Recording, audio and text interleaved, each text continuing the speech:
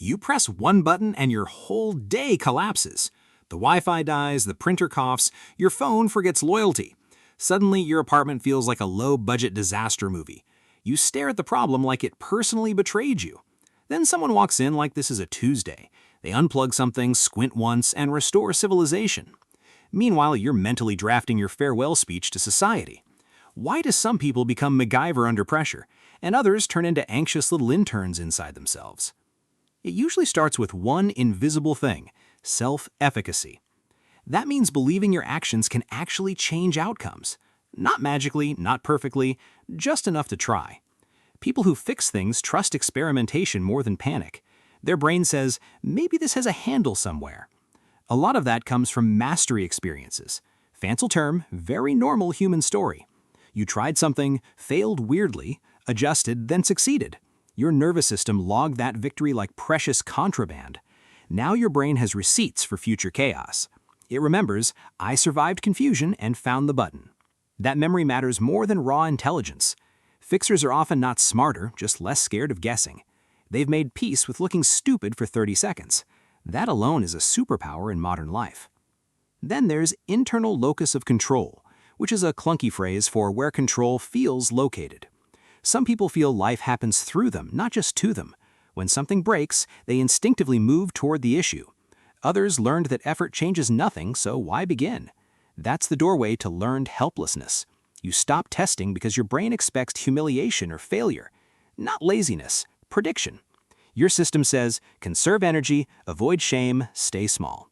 That reaction can begin in childhood surprisingly fast. If every mistake got mocked, rushed, or snatched away, your brain learned problems are social danger, not puzzles. So even tiny malfunctions can feel weirdly personal. A printer jam becomes evidence you're not built for adulthood, which is dramatic, but your nervous system loves theater. Now let's talk about tolerance of ambiguity. That's your ability to stay calm without immediate clarity. Some brains treat uncertainty like a mosquito. Annoying, yes, but survivable. Other brains treat uncertainty like a home invasion. Every unknown detail feels like incoming doom wearing socks.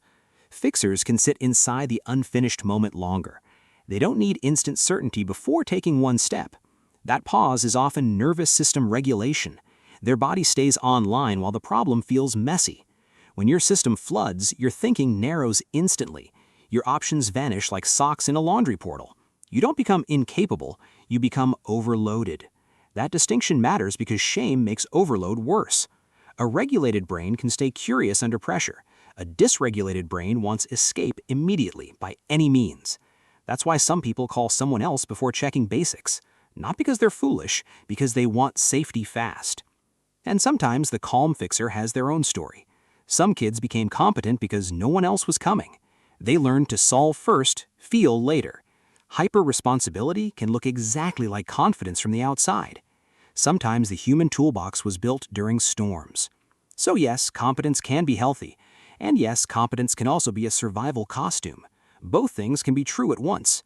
If you freeze, panic, avoid, or outsource every problem, that does not mean you're defective. It may mean your brain lacks safe proof. Proof that confusion can be survived without shame. Proof that mistakes don't erase your worth. Proof that not knowing is not the same as failing. Self-efficacy grows in embarrassingly small moments. One button, one attempt, one ridiculous YouTube tutorial. One time staying present instead of spiraling into apocalypse. That is how helplessness quietly loses territory. Not through becoming fearless, through collecting evidence that your hands can participate. So the next time something breaks, notice your first impulse. Panic, avoidance, calling for help, going numb. Those are not character flaws. They're learned emergency exits. And the calm fixer beside you? Maybe they built confidence through practice. Maybe they built it through pressure. Maybe both. Either way, your reaction makes sense in context. You are not broken. Your brain is protecting you specifically. And protection can be updated with safer experiences.